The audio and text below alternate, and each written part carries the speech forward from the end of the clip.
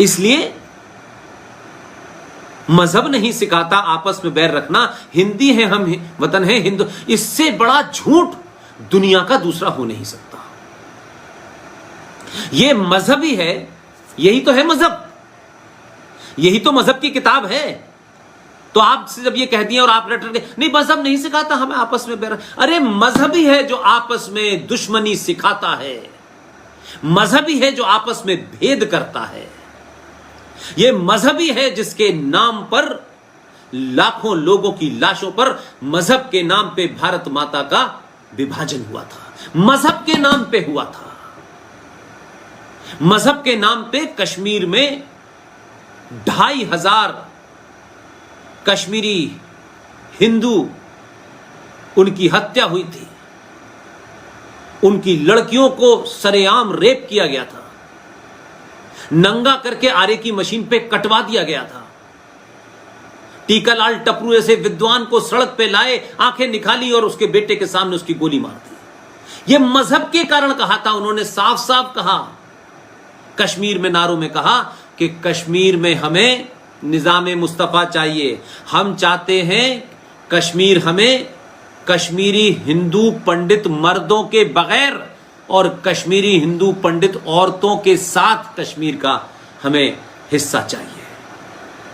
न उनकी फौज थी न पुलिस थी, लेकिन उन्होंने आपके 5 लाख लोगों को, हजारों साल की सभ्यता संस्कृति को मानने वाले कश्यप ऋषि के वंशजों को निकाल दिया। इस देश में कोई फर्क नहीं हुआ, कोई नहीं रोया इस देश के अंदर, बल्कि छुपाने और दबाने की कोशिश की गई कि कहां चक्कर में पड़ रहे हो यार, एक नई मुसीबत आ जाएगी। सुप्रीम कोर्ट में जब कुछ लोग गए तो उन्होंने कहा अब हमारे पास रिकॉर्ड नहीं है।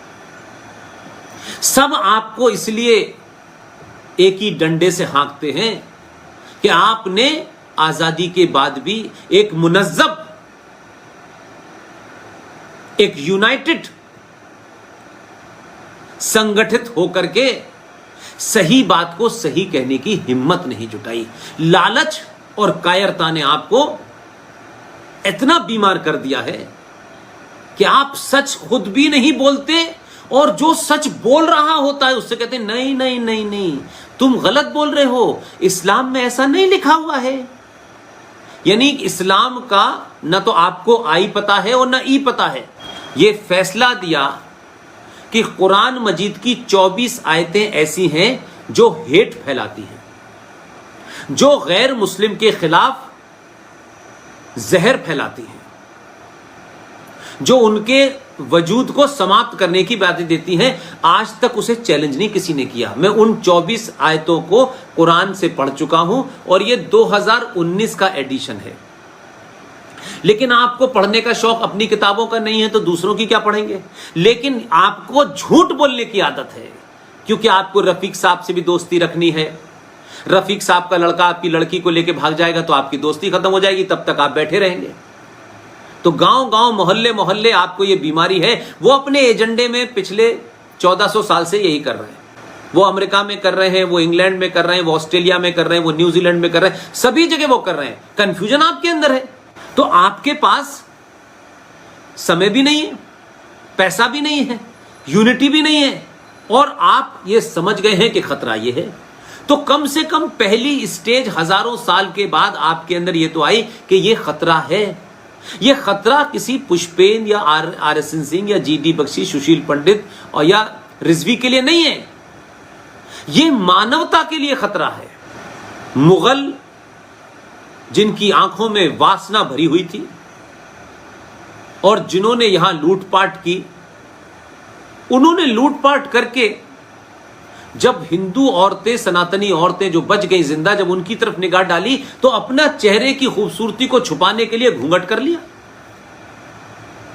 वो एक समय में एक जगह पर किन्हीं कारणों से उनको यह करना पड़ा, लेकिन इसका हिंदू सनातनी स्ट्रक्चर से लेना देना नहीं है कहीं कि सनातन में ऐसा लिखा है। और अगर सती प्रथा हिंदुओं की प्रथा थी तो राजा जनक की तो 3 बेटियां थी, राजा जनक की पत्नियां थी। तो राजा जनक की मृत्यु के बाद किसी ने सती हुआ था कोई? कहीं सुना आपने कि वो सती हो गए? कहा अपना सगा भाई हिंदू जो घुसपैठ करके नहीं आया है, जिसकी बेटी को उठा लिया गया है, जिसकी मां को साथ रेप हो रहा है पाकिस्तान में, वो वहां से लीगल आया है।